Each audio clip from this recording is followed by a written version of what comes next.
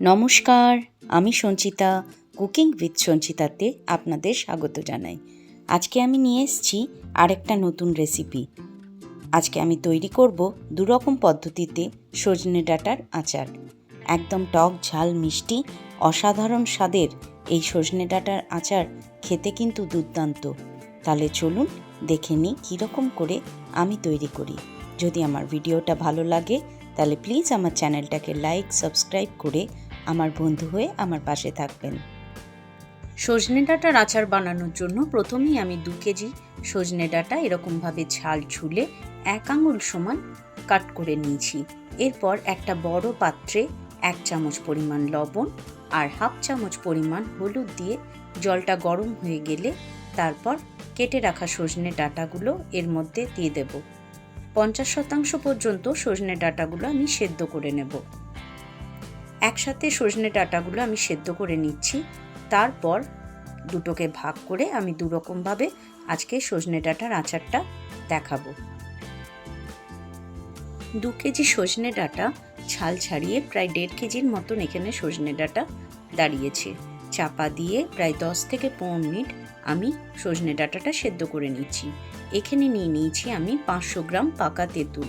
পাকা তেঁতুলটা একটা বড় পাত্রের মধ্যে রেখে এখানে 1.5 গ্লাস পরিমাণ জল দিয়ে পাকা তেঁতুলটা আমি আধ ঘন্টা মতো ভিজিয়ে রেখে দেব, যাতে এটা চটকে এটার থেকে পাল্পটা বের করতে সুবিধে হয়। ভালোভাবে জলের মধ্যে ডুবিয়ে আমি চাপা দিয়ে রেখে দিচ্ছি আধ ঘন্টা। এদিকে সজনে ডাঁটাটা প্রায় সেদ্ধ হয়ে এসছে 50%। এই পর্যন্তই আমরা সজনে ডাঁটাটা সেদ্ধ করব। এরপর জল ঝরিয়ে একটা পাত্রের মধ্যে তুলে নেব। এদিকে একটা পাত্রের মধ্যে 3 টেবিল চামচ কালো সর্ষে আর 10 থেকে 12টা শুকনো লঙ্কা আমি ভিজিয়ে রেখে দেব প্রায় 15 থেকে 20 মিনিট। এগুলো ভালোভাবে ভিজে গেলে তারপর আমি একটা পেস্ট তৈরি করে নেব। দুরকম পদ্ধতিতে সজনে ডাঁটার আচার আজকে আমি শেয়ার করছি। যেটা 2 কেজি ছিল পরিমাণে সেটা হাফ হাফ করে আমি দুরকমভাবে আজকে আচারটা বানিয়ে দেখাবো। সজনে ডাঁটাগুলো আমার সেদ্ধ হয়ে গেছে। ছাঁকনির সাহায্যে একটা পাত্রের মধ্যে আমি এবারে তুলে রেখে দিচ্ছি ডাঁটাগুলো ঠান্ডা হতে। দেখুন সুন্দরভাবে সেদ্ধ হয়ে গেছে, প্রায় 50% সেদ্ধ হয়ে গেছে। বাকিটা এবারে আচারটা তৈরি করার সময় রেডি হয়ে যাবে। এখানে আমার তেঁতুলটা ভিজে গেছে ভালোভাবে। এবারে হাতের সাহায্যে চটকে চটকে তেঁতুলের পাল্পটা আমি বের করে নেব।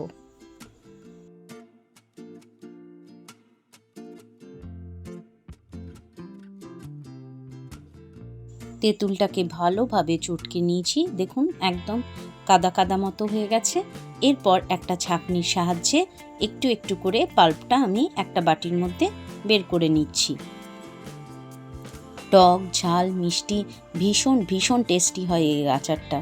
দেখে নিয়ে আপনার জিভে জল আসবেই আসবে। আমার পদ্ধতিতে অবশ্যই একবার ট্রাই করে দেখবেন। তেঁতুলের পাল্পটা আমি সুন্দরভাবে বের করে নিয়েছি। এরপর চলে আসছি পরের স্টেপে।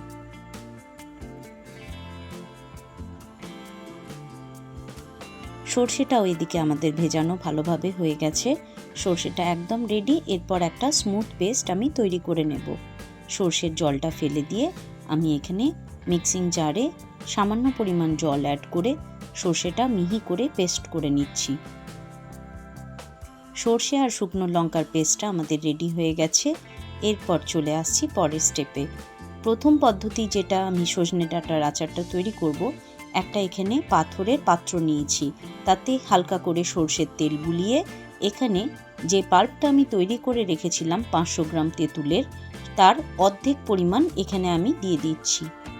তেঁতুলের পাল্পটা দেওয়া হয়ে গেলে যে সর্ষে আর শুকনো লঙ্কা দিয়ে আমি পেস্টটা তৈরি করে রেখেছিলাম সেই পুরো পেস্টটা এখানে অ্যাড করে দেব।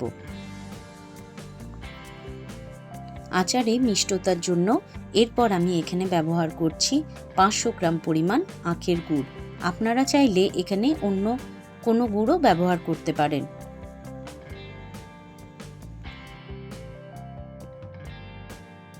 1 কেজি পরিমাণ সজনে ডাঁটার আচার বানানোর জন্য এখানে 500 গ্রাম পরিমাণ গুড় অ্যাড করলেই হয়ে যাবে।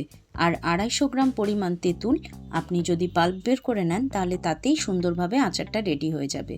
এরপর এখানে দিয়ে দিচ্ছি পরিমাণ মতো লবণ। আমি 1 চামচ পরিমাণ লবণ অ্যাড করেছি। হাফ চামচ পরিমাণ দিয়ে দিলাম কাশ্মীরি লঙ্কার গুঁড়ো আর দিয়ে দিলাম কাঁচা সরষের তেল 100 গ্রাম। ভালোভাবে সমস্ত উপকরণগুলো ততক্ষণ পর্যন্ত মেশাতে হবে যতক্ষণ না এটা একটা স্মুথ পেস্ট তৈরি হয়ে যাচ্ছে। প্রথম যে পদ্ধতিতে আমি সজনে ডাঁটার আচারটা তৈরি করছি, এই আচারটা সম্পূর্ণ তৈরি হবে রোদের তাপে। মিশ্রণটা ভালোভাবে তৈরি করে নিয়ে এর মধ্যে সজনে ডাঁটাগুলো মিশিয়ে আমি 7 থেকে 10 দিন রোদে উল্টে পাল্টে ভালোভাবে আচারটা শুকিয়ে নেব।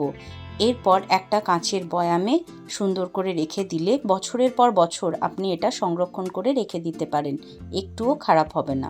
মিশ্রণটা আমি টেস্ট করে দেখে নিচ্ছি টক ঝাল মিষ্টি সব পরিমাণগুলো ঠিকঠাক আছে কিনা।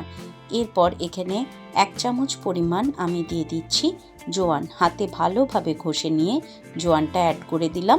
আগের থেকে তৈরি করে রাখা সজনে ডাঁটাটা সেদ্ধ করা এটা এখানে অ্যাড করে দিচ্ছি। 50% সেদ্ধ করে রাখা সজনে ডাঁটা তেঁতুলের পাল্পের মধ্যে ভালোভাবে মিশিয়ে নিয়ে এরপর এটাকে 7 থেকে 10 দিন রোদে দিলেই সজনে ডাঁটার আচার তৈরি হয়ে যাবে।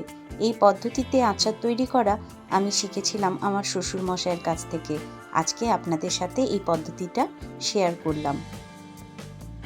ভীষণ ভালো হয় এই আচারটা এবং সংরক্ষণ করে রেখে দেওয়া যায় অনেক দিন পর্যন্ত, একটুও খারাপ হয়ে যাওয়ার ভয় থাকে না। একবার এই পদ্ধতিতে অবশ্যই আপনারা ট্রাই করে দেখবেন। এই আচারটা খেতে কিন্তু ভীষণ ভীষণ টেস্টি। প্রথম পদ্ধতিতে আমি সজনে ডাঁটার আচারটা তৈরি করে নিলাম। এরপর চলে আসছি পরের পদ্ধতিতে তৈরি করব। ভীষণ টেস্টি আচার কিন্তু একদম মিস করবেন না। এরপর চলে আসছি দ্বিতীয় পদ্ধতিতে। প্রথমেই একটা ফ্রাইং প্যানের মধ্যে নিয়ে নিলাম শুকনো লঙ্কা, 1 টেবিল চামচ পরিমাণ ধনে, 1 টেবিল চামচ পরিমাণ মৌরি, হাফ চামচ পরিমাণ পাঁচফোড়ন আর হাফ চামচ পরিমাণ নিয়ে নিলাম জিরে। সমস্ত উপকরণগুলো ভালোভাবে ড্রাই রোস্ট করে নেব। এটা একটা গুঁড়ো মশলা আমি তৈরি করব। ভালোভাবে ড্রাই রোস্ট করা হয়ে গেলে এরপর একটা প্লেটের মধ্যে এটা প্রথমে আমি ঠান্ডা করে নেব। এগুলোর থেকে সুন্দর গন্ধ বেরিয়ে এলে একটা প্লেটের মধ্যে এটা নামিয়ে নিচ্ছি। বেশি ড্রাই রোস্ট করলে এটা খেতে কিন্তু তেতো লাগবে, তাই হালকা গন্ধ বেরিয়ে এলেই এখানে আমি একটা প্লেটের মধ্যে রেখে দিলাম। এরপর চলে আসছি একটা কড়াইয়ের মধ্যে নিয়ে নিচ্ছি বাকি যে তেঁতুলের পাল্পটা, প্রায় 250 গ্রাম তেঁতুলের পাল্প এখানে আমি অ্যাড করে দিচ্ছি।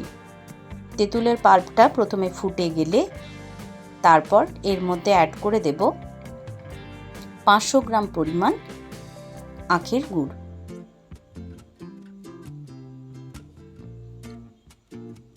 এক কেজি পরিমাণ ডাঁটার জন্য আমি এখানে 500 গ্রাম পরিমাণ আখের গুড় এবং 250 গ্রাম পরিমাণ তেঁতুলের পাল্প ব্যবহার করেছি।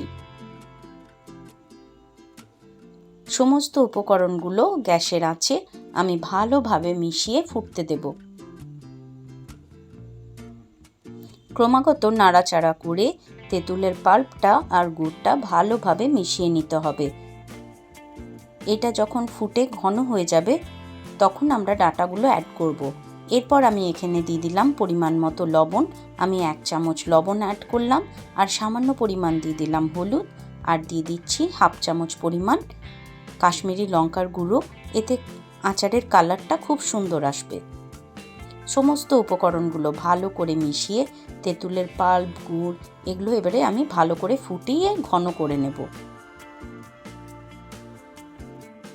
তেঁতুল এবং গুড়ের মিশ্রণটা ভালো করে ফুটে যখন ঘন হয়ে যাবে এরকম, তখন আমরা সেদ্ধ করে রাখা সজনে ডাঁটাটা এখানে অ্যাড করে দেব। সজনে ডাঁটাটা অ্যাড করে ততক্ষণ পর্যন্ত ফোটাতে থাকবো যতক্ষণ না মিশ্রণের সাথে ডাঁটাগুলো ভালো করে মিশে একদম মাখো মাখো হয়ে যায়। এই সময় আঁচটা একদম লো টু মিডিয়াম হিটে রেখে ভালোভাবে ফুটিয়ে নেব তেঁতুল এবং গুড়ের মিশ্রণের সাথে সজনে ডাঁটাটাকে। জিরে, পাঁচফোড়ন, মৌরি, ধনে, শুকনো লঙ্কা, ড্রাই রোস্ট করে রাখা মশলাগুলো এরপর আমি গুঁড়ো করে নিচ্ছি। আপনারা চাইলে এটা একটা মিক্সিং জারে করে নিতে পারেন, তবে এরকমভাবে করলে একটু বেশি দানা দানা থাকে তো আচারের মধ্যে, যেটা মুখে পড়লে খেতে ভীষণ ভালো লাগে, তাই আমি এইভাবেই করে নিচ্ছি। দেখুন আমি রাফলি গুঁড়ো করে নিয়েছি, একটু দানা দানা রেখে দিয়েছি যাতে এটা আচারের মধ্যে খেতে বেশি ভালো লাগে।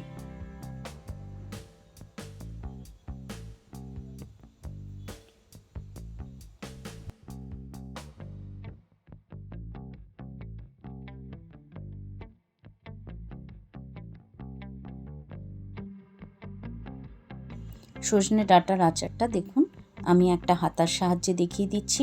এই রকম ঘনত্ব হওয়া অবস্থাতেই আপনারা গ্যাসের আঁচটা একদম লো করে এই যে ড্রাই রোস্ট করে রাখা মশলাটা এখানে অ্যাড করে দিলাম। মশলাটা অ্যাড করে এখানে 100 গ্রাম পরিমাণ কাঁচা সরষের তেল দিয়ে দিচ্ছি। ভালোভাবে সমস্ত উপকরণগুলো মিশিয়ে নেব।